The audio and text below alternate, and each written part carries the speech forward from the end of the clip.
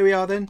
So we are on lesson number 2 of our series of 10 on abstract art, with the focus on landscapes. So last week I talked a bit about different types of abstract art, one of them being where you reduce down the elements within a picture until you get to its simplest form, like one of the artists that we've looked at, which is Piet Mondrian. We looked at his tree and how he's reduced that down to the very simplest forms of just squares and lines, basically. So we're going to have another quick reminder of that. Today's lesson we're going to take some of take the drawing that we've done, and we're going to start reducing it down by getting the simple the shapes of the shadows and the objects within your drawing that you were working on last week, and we're going to use inks to create an abstract or a more abstract anyway ink painting.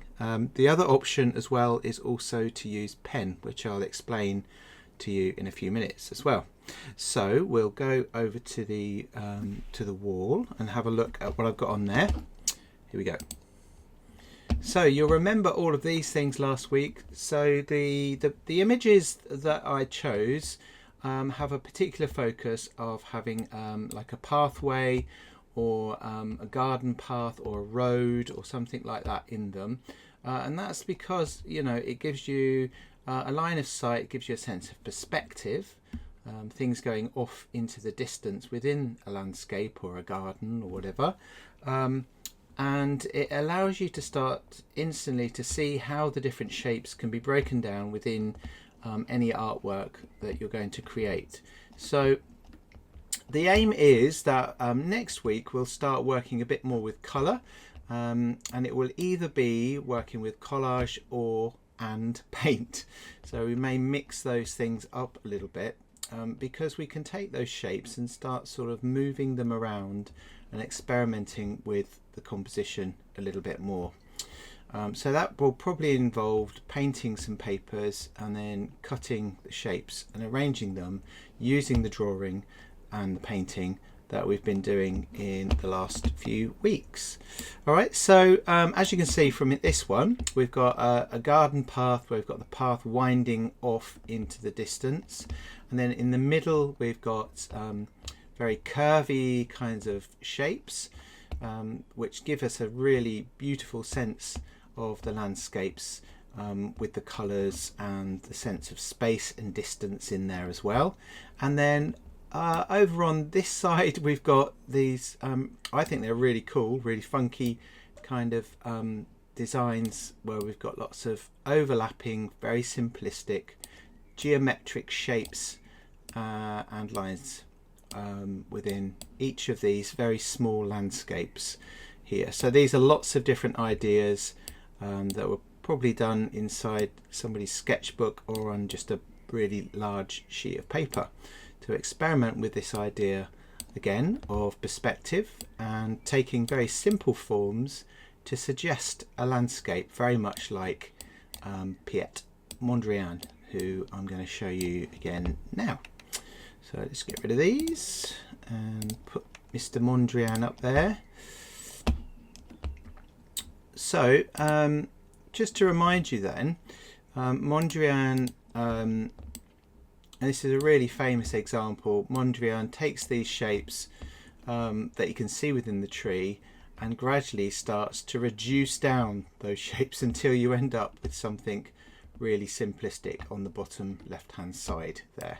So whereas we may not end up with something exactly like his work, because there's endless ways of doing this sort of thing, it certainly gives us a good clue about how you can go from representation to what Mondrian would have called the purest form of the image in front of you as well, or how he would see it. Okay, so we'll have a look as well at some other pictures I've got you, because up here I have collected a few abstract images, or what you could call, what we're aiming for this evening actually, which is again breaking down the shapes into their simplest forms or simple forms in order to create a sense of the space within the landscape, but also to take those very simple shapes to represent that. So we've got this really, I don't know what this one's called, but I've just called it Snow Dog on my little screen here. But we've got the tree trunks, everything else is left white apart from a mid sort of tone shadow, which gives us the sense of the hill, and then something to draw our attention, which is the dogs in the background. So and the landscape may have looked like this, but once you start really making the dark shadows and the highlights very strong, we start to get this really good sense of space and perspective. Okay, and the next one is reflection one, just here. So this is again like the one I was drawing last week, a bit of a kind of a woodlandy scene, but with a river or a pool in it, and then we've got the reflections at the bottom, which are slightly distorted, but a very simplistic but really interesting landscape that gives us a sense of peace almost because of the simplicity of it. Okay, and then last of all, this one a little bit more complicated actually, but I just really liked it. It's more likely to be something like a lino print, I think, but it's a way to, you know, there's a lot of detail in here still, but again we've simplified everything down to a black and white image. So this is the kind of thing that and this is probably a woodcut here, and this one and the other one, Snow Dog one's probably it looks like a digital picture, but I don't know. But the idea is that we're going to sort of try to do something like this evening, using black ink, or if you've only got a coloured ink, that would be absolutely fine as well. We're going to explore this idea tonight, and then next week we're going to go really simple, as the example shows from last week. So another approach actually that I wanted to show you is the picture that I did actually bring up very quickly last week. We've got this one.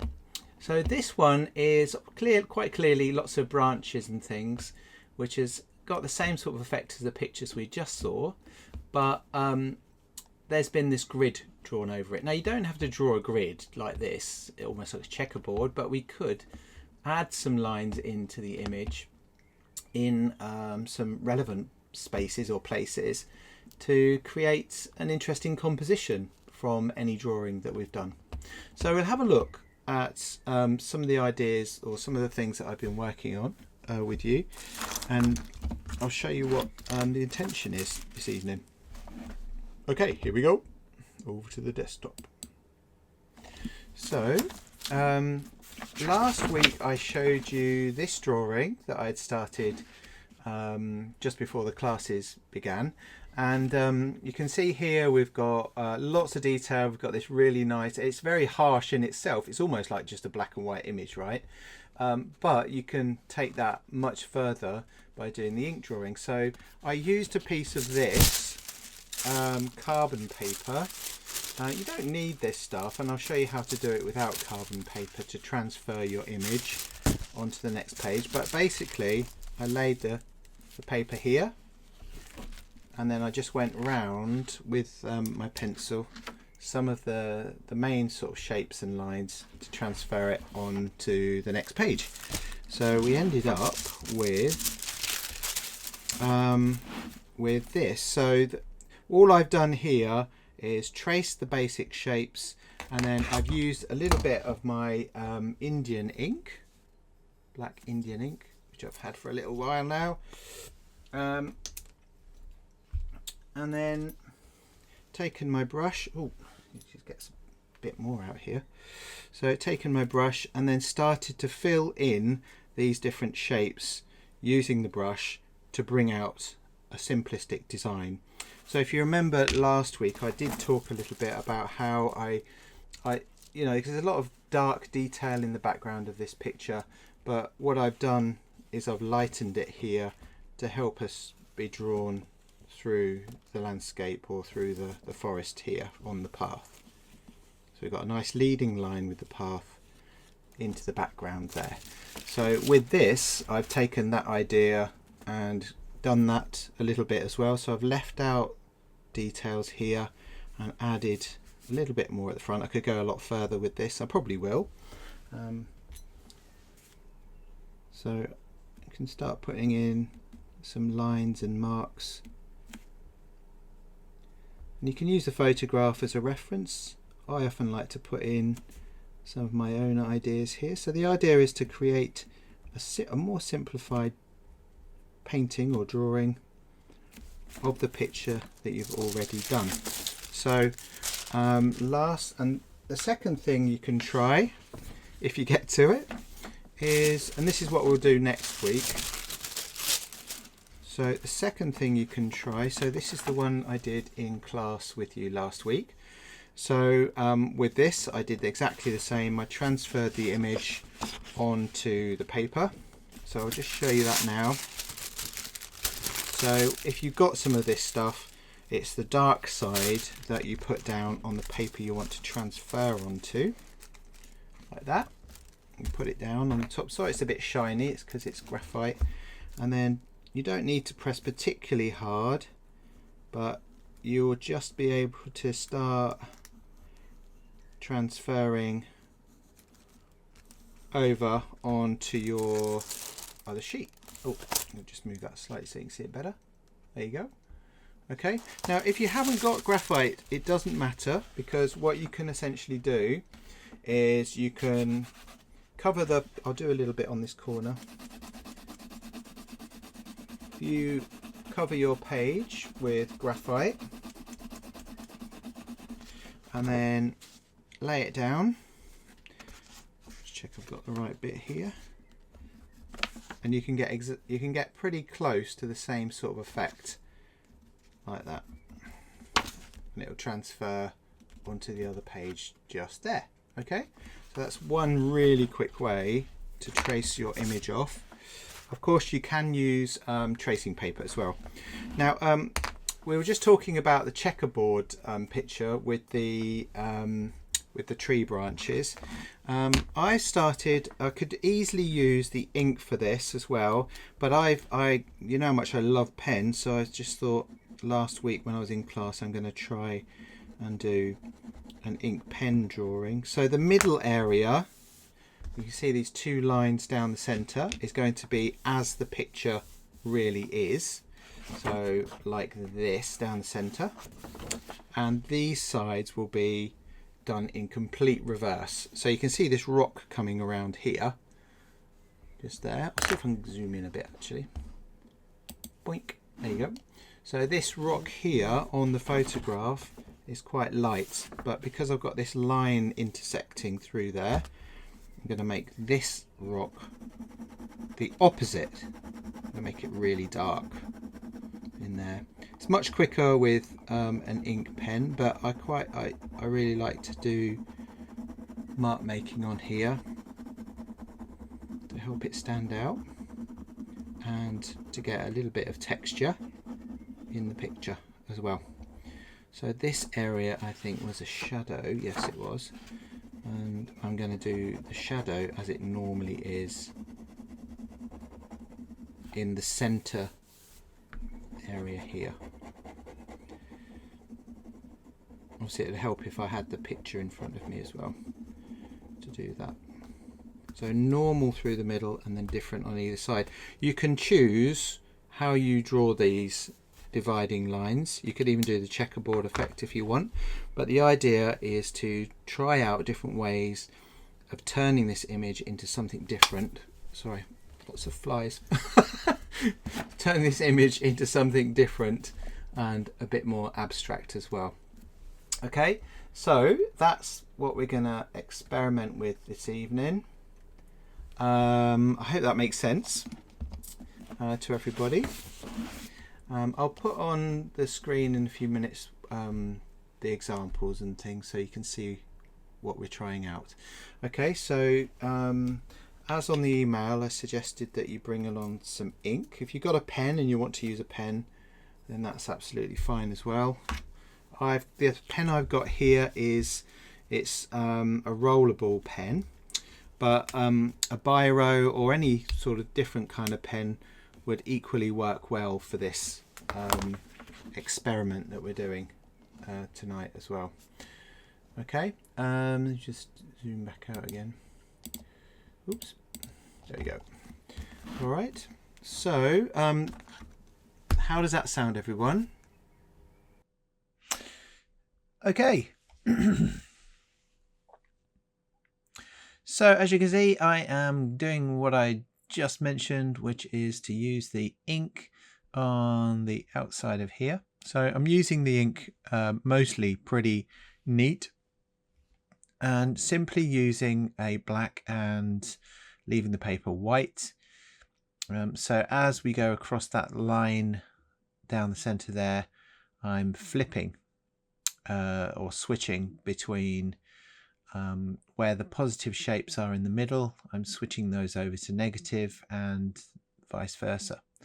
So any dark rocks will become light rocks as you cross over that line, hence looking at the positive and the negative shapes within this image, but also looking at negative and positive use of color or tone and switching that over to create a difference, but also to create this kind of focus within the image.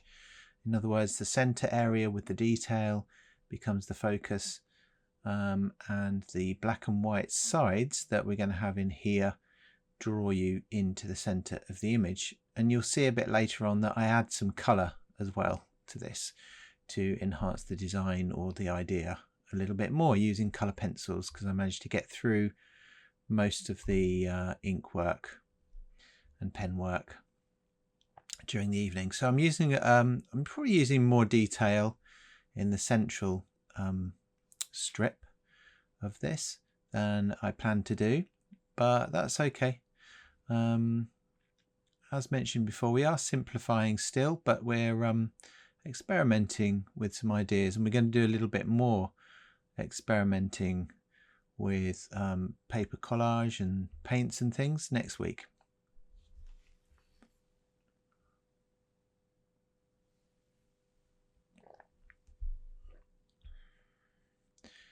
And as is my sort of way, I do flip between using the pens and the inks quite a bit. You'll see I just happened to put a little bit of pen on the left hand side there a minute ago. That's all right. You can play around with these things a little bit.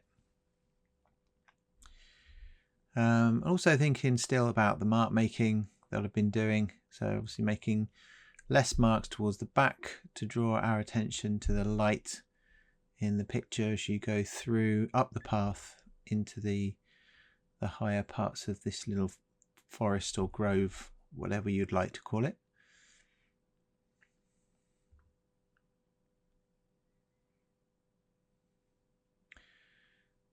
So I've just folded the old paper over there so I can see the other side of my image. Just getting a bit closer. You can see that I'm not just shading everything in black because it's light in that part of the image or lighter in that part of the image. I'm actually keeping some marks by doing mark making, even though most of it's going to be quite dark on this strip down the right hand side. I am actually adding some mark making with my ink brush. It may end up that you end up going over quite a few of those little bits and they disappear, but this is part of the journey and the learning to understand what needs to work within a space. So back in with the pen now. One of the easiest things to forget, of course, is which strip you're working on and what bits you should be shading in. If you do make a mistake, don't worry about it, just keep going. It doesn't have to be wrong or right, it's just about experimenting and seeing what happens. So if something doesn't quite look right, the good thing about this is to try and embrace it and enjoy it. Now, one thing I do on those, the lines, the dividing lines between the left and the right areas, is I just enhance the actual line a little bit by going right up to the edges of the line with my textures and tones and so forth, to make those things stand out a little bit more, or to make those lines, those dividing lines, stand out a bit more. So you can see it quite clearly on the left hand side how, say, the bottom rock there switches from being almost white to pretty much black. It's quite a simple and nice effect, and it starts to look abstract at the same time.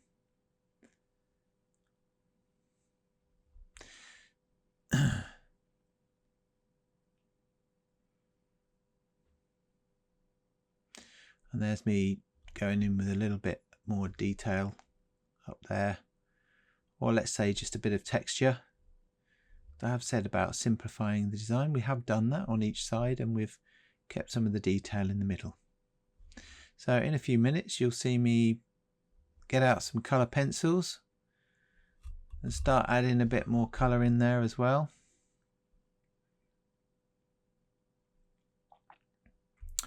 In order to draw our attention to the central area of this picture.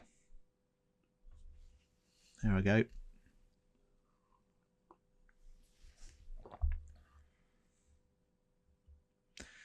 There, so I've got some watercolour pencils. I'm not using water with them, which you can do, of course. I'm just going to use them as colours. The nice thing about watercolour pencils is they get quite soft, so you get a nice bit of pigment or colour off of them when you're working. Well, before you even add any water, so I'm not adding any water at all. All I'm doing is enhancing this central area with a little bit of colour here and there.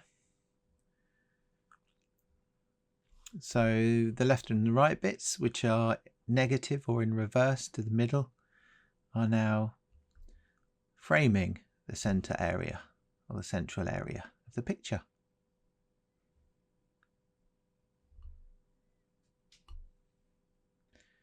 There we go.